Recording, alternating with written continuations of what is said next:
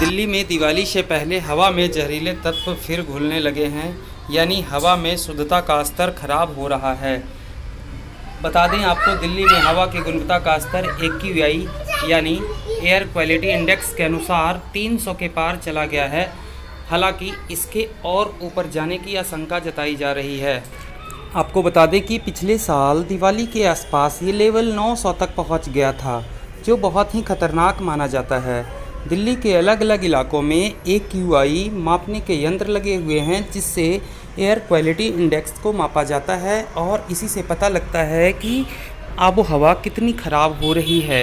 इस तरह से ख़राब हवा से दिल्ली में हवा इतनी जहरीली हो सकती है जिससे तमाम बीमारियां पैदा हो सकती है। आपको बता दें, ये हवा ख़राब होने के कारण, प्रदूषण के कारण बहुत सारी बीमारियां होती है। जैसे आपके शरीर में काफ़ी प्रभाव पड़ता है, यह आपके अंदरूनी अंगों को प्रभावित करता है। साथ ही साथ प्रदूषण शरीर के बाहरी अंगों को भी प्रभावित करता है। जी हाँ, प्रदूषण के चलते सांस लेने में तकलीफ़, आँखों में जलन, खांसी, साइनस, टीबी, गले में इन्फेक्शन, अस्थमा, फेफड़ों से जुड़े रोग भी हो सकते हैं।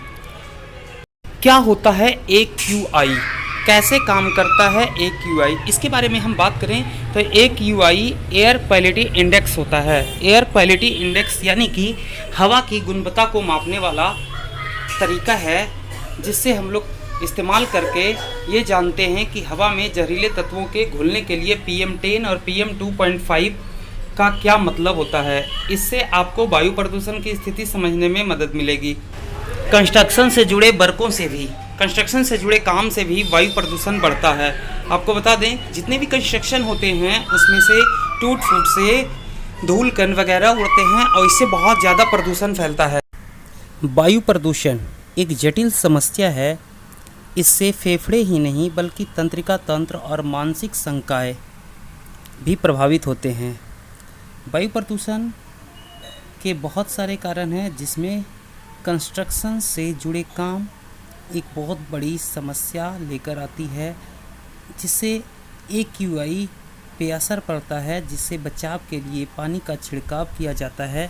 और पानी के छिड़काव करने से धूल कण वगैरह, स्मॉग जो होते हैं वो कम उत्पन्न होते हैं और हम वायु प्रदूषण से बच सकते हैं। दिल्ली के मौजूदा दमघोंटू हवा में कंस्ट्रक्शन भी एक अहम भूमिका निभा रही है। हम बात करते हैं इंडस्ट्री से निकलने वाले धुआं का, तो इंडस्ट्री से निकलने वाले धुआं भी आजकल प्रदूषण को बहुत बढ़ावा दे रहा है। सड़क पे जितनी ज़्यादा गाड़ियाँ उतरती है उतनी ही ज़्यादा प्रदूषण बढ़ रहा है। जितनी भी इंडस्ट्रियाँ हैं उनसे जितनी भी जहरीली हवाएं बाहर निकल रही है, उससे भी प्रदूषण दिन प्रतिदिन बढ़ता जा रहा है। ये हमारे लिए एक बहुत बड़ा घातक बनता जा रहा है। दिल्ली की आबो हवा इतनी गंदी हो गई है जो हमारा दम घोंटने को तैयार है। ये दमघोंटू हवा सड़क पे पूरी का पूरी प्रदूषण फैला रही है। जितनी भी इंडस्ट्री है, इनसे निकलने वाली धुआं हमारी दिल्ली को ही ना प्रदूषित करके बल्कि हमारे ओजोन लेयर्स को भी क्षति पहुंचा रही है, जो कि ओजोन लेयर्स में आजकल छिद्र हो गया है, जिसके कारण अल्ट्रावायलेंट रेज, पराबैंगनी किरणें हमारे पास पड़ती है और ये हमारे लिए बहुत ही हार्मफुल है, बहुत ही नुकसानदायक है, जिससे कि आज बहुत सारी बीमारियां जैसे कैंसर, अस्थमा इत्यादि रोग फैल रहे हैं। समय में प्रदूषण एक बहुत बड़ी समस्या बनकर उभरी है, जिससे कि पूरी दिल्ली जहरीली हवा का शिकार हो गई है। आँख, गले और फेफड़ों की तकनीकी खराबियाँ बढ़ती जा रही है, तकलीफ़ें बढ़ती जा रही है। पटाखों से भी जहरीली गैसें निकलती है, जिससे प्रदूषण को बढ़ावा मिल रहा है। चिमनी की धुएं की बात करें, हम लोग ईंट भट्ठे वगैरह का इस्तेमाल करते हैं, जिसमें चिमनी से निकलने वाले धुएं ये भी हमारी पर्यावरण को बहुत ज़्यादा प्रदूषित करती है। अब हम बात करेंगे, क्या राजधानी दिल्ली की आबो हवा लगातार ख़राब होती रहेगी?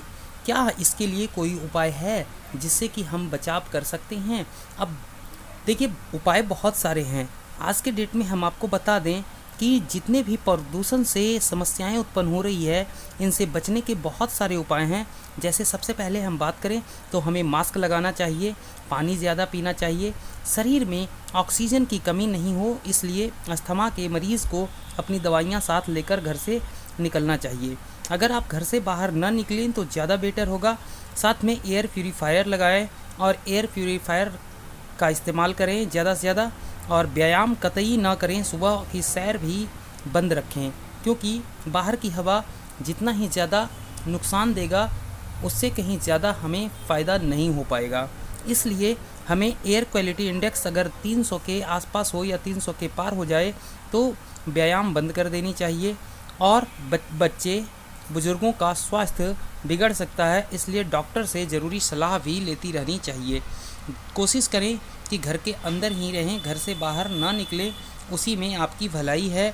और साथ ही साथ बच्चों को खेलने के लिए बाहर ना जाने दें।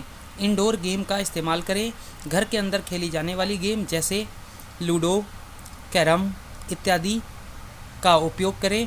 क्रिकेट या फिर कोई भी आउटडोर गेम का इस्तेमाल ना करें, क्योंकि बढ़ती प्रदूषण बहुत बड़ी समस्या है, जिससे कि बहुत सारी बीमारियां उत्पन्न हो रही है। एक से एक बीमारियां हमारे दम को घोट रही है। दिल्ली के आसपास के राज्यों में पराली जलाने पर रोक लगा, उसके बाद भी प्रदूषण रुकने का नाम नहीं ले रहा है। उद्योग और कचरा डंप भी दिल्ली में प्रदूषण का बहुत बड़ा कारण है। स्मॉग का निर्माण इन कचरों के डंप से ही होता है। ये कचरे के डंप जब जलाए जाते हैं काफ़ी पर्याप्त मात्रा में, जिससे कि जहरीली गैसें उत्पन्न होती है और ये हमारे लिए बहुत ही नुकसानदायक होता है और स्मॉग का निर्माण करता है। ये कचरे के डंप काफ़ी मात्रा में जलाने पर बहुत ही हार्मफुल गैस उत्पन्न करती है और ये हमारे स्वास्थ्य पर बहुत बुरा प्रभाव डालता है। इसलिए हमें इन कचरों के डंप को या फिर अपने घर के आसपास में कूड़े कचरे को जलाने पर रोक लगनी चाहिए। और आपको बता दें कि दिल्ली में खुले में कचरा जलाने पे रोक लगा हुआ है, लेकिन उसके बाद भी प्रदूषण कम होने का नाम नहीं ले रहा है। इन प्रदूषण से बचने के लिए हमें निजी वाहनों की जगह सार्वजनिक वाहनों का इस्तेमाल करना चाहिए। जैसे सड़क पर जितनी कम गाड़ियां चलेगी उतना ही कम प्रदूषण भी होगा। अपने बच्चों को अगर आप विद्यालय भेज रहे हैं तो विद्यालय भेजने के लिए भी आप स्कूल बस का इस्तेमाल करें, न कि निजी वाहन को प्रोत्साहन दें। निजी वाहन का प्रोत्साहन देने से भी प्रदूषण बढ़ेगा, क्योंकि हर एक व्यक्ति अगर अपना निजी वाहन का इस्तेमाल करना शुरू करे तो वाहनों की अत्यधिक प्रयोग होगा, जिससे कि गाड़ियों से निकलने वाला धुआं सड़कों पर जमी धूल की वजह से भी प्रदूषण बढ़ाएंगे। और गाड़ियों से निकलने वाली धुआं जो होती है वो बहुत ही हानिकारक होती है। ये हमारे AQI को बढ़ाती है और साथ ही साथ ये हमारे लिए जहरीली गैसें उत्पन्न करती है, जिससे हमारा दम घुटता है। और इनसे भी बचने के लिए हमें कम से कम वाहन का इस्तेमाल करें, सार्वजनिक वाहन का इस्तेमाल करें, मेट्रो वगैरह का इस्तेमाल हम कर सकते हैं, जिससे कि हमारी आबो हवा अच्छी बनी रहे और हमारा पर्यावरण प्रदूषित ना हो। कई ऐसे नुस्खे हैं जिससे आप प्रदूषण से बचाव कर सकते हैं। प्रदूषण से बचाव के उपाय को इस्तेमाल कर सकते हैं ताकि आप स्वस्थ रहें और प्रदूषण से डटकर मुकाबला कर सकें। इन्हीं नुस्खों के बारे में कुछ हम जिक्र करने जा रहे हैं। हम आपको एक एक करके 2-4 नुस्खे हैं जो बताएंगे और प्रदूषण से बचाव के उपाय के बारे में हम जिक्र करेंगे। तुलसी कई तरह के रोगों में काम आएगी। तुलसी प्रदूषण से बचने के लिए रोज़ तुलसी के पत्तों का पानी पिएं। तुलसी के पत्ते का सेवन करने से स्वस्थ हर एक इंसान रहता है। खांसी दमा वगैरह की प्रॉब्लम्स नहीं होती है। तुलसी के पत्ते का सेवन प्रदूषण बढ़ने पे ज़रूर करनी चाहिए और उसका प्रतिदिन सेवन करनी चाहिए प्रदूषण से बचने के लिए। रोज़ गर्म दूध ज़रूर पिएं। गर्म दूध पीने से फेफड़ों को धूल के कणों से बचाया जा सकता है। गर्म दूध जो होता है हो सके तो उसमें हल्दी डाल के पिए। हल्दी डाल के पीने का कुछ अलग ही फ़ायदा होता है। और प्रदूषण से बचने के लिए गर्म दूध का सेवन ज़रूर करें। फेफड़ों में जमी कफ गंदगी बाहर निकालने के लिए बहुत ही कारगर उपाय है। शहद में काली मिर्च मिलाकर खाएं। शहद के अंदर काली मिर्च मिलाकर खाने से फेफड़ों में जमी कफ और गंदगी बाहर निकलती है। प्रदूषण के समय फेफड़ों में कफ जमने की बहुत ही ज़्यादा प्रॉब्लम्स होती है। प्रदूषण बढ़ने पर या सामान्य तौर पर भी अपने खाने के बाद थोड़ा सा गुड़ का सेवन ज़रूर करें। गुड़ का सेवन करने से बहुत सारे फ़ायदे होते हैं। गुड़ खून साफ करता है, यह प्रदूषण के प्रभाव को कम करता है। गुड़ का सेवन करने से हमारा खून साफ होता है और प्रदूषण का प्रभाव भी कम होता है।